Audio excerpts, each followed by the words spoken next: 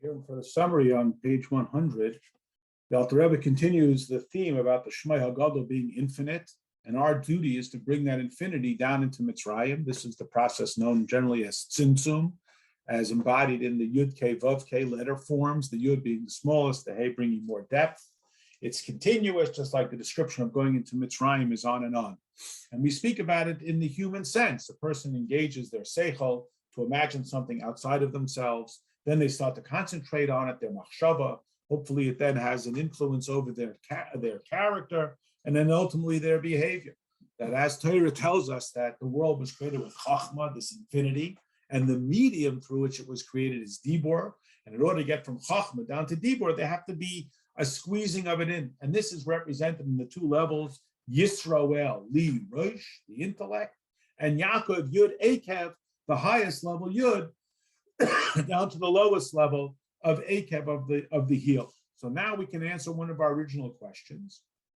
In Parshas Vayigash, when it first tells us of the going down into Mitzrayim, it describes us of the levels into what we can't, bringing godliness into levels that yet still can't be seen. You don't see any godliness there. And that's why it lists Yaakov as one of the children of Israel, because he also receives from this level of Yisroel, Li, rosh, all the way down to Yud akev.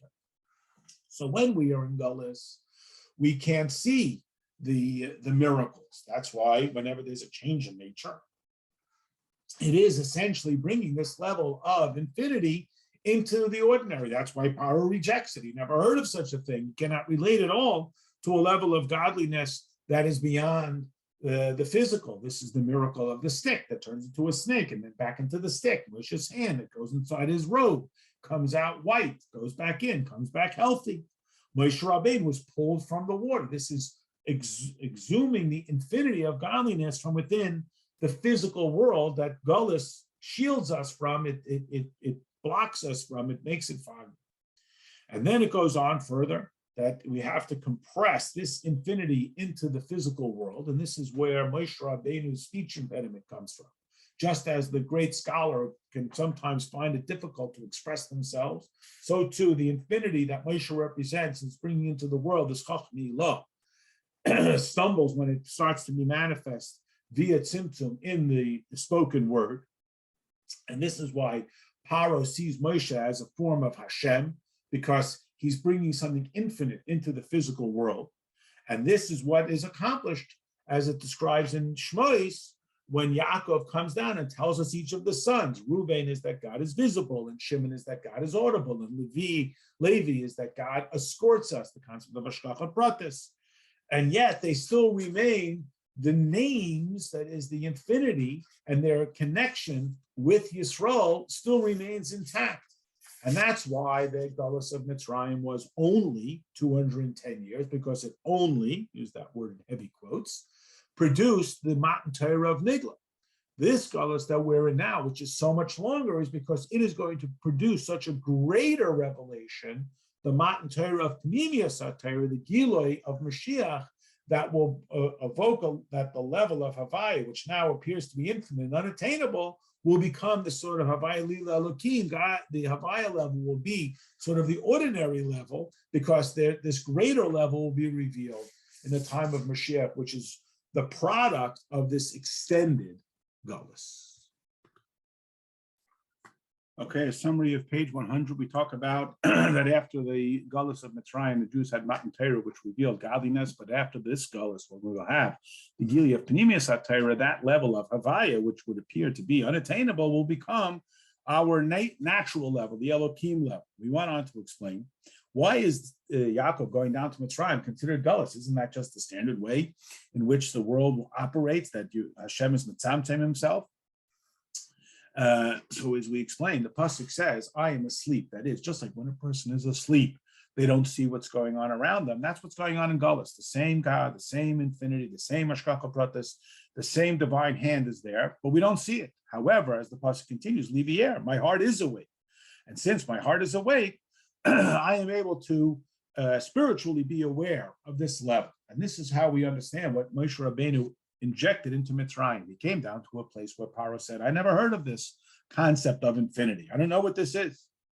And then Moshe Rabbeinu started to bring this Chochmah through the miracles transforming of the water into blood. So this is reminiscent of Rabbi Hanina ben Dosa, who said that Hashem said that oil should burn. But now he said that vinegar should burn, meaning Hashem just said it. That's what makes it a rule. It's not an innate rule because Hashem is not limited by any kind of innate rules. Like the pasuk in Tehillim that says that he does niflois, but Gedolah is the true magnitude of Hashem's miracles, Labada, is exclusively known by Hashem, as is the general rule that the person to whom the miracle occurs is unaware of the miracle itself. And then the Alter Rebbe went on to frame this in two levels, one called Yisroel Saba, elder Yisroel, the other called Yisroel Zutta, the more narrow.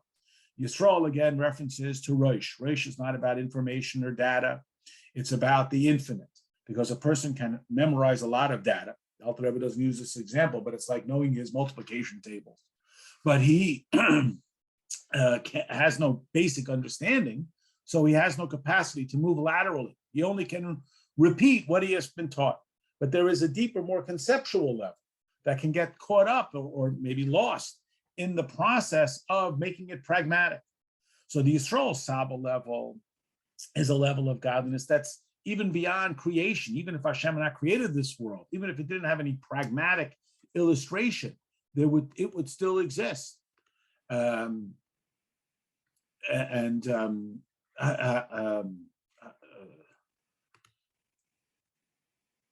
would still exist.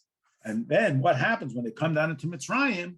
They bring these two levels into Mitzrayim. The first time they come, the first entry recorded in Parshas Vayigash is talking about bringing the machshava, the conceptual idea of the infinity of Hashem into Mitzrayim. The second time, the Eilu Shmos, and why it's repeated is precisely for this reason, that now it came down in the Dibbur. When it comes down, the Dibbur becomes more tangible, becomes more practical, and as a result, it's going to be more limited.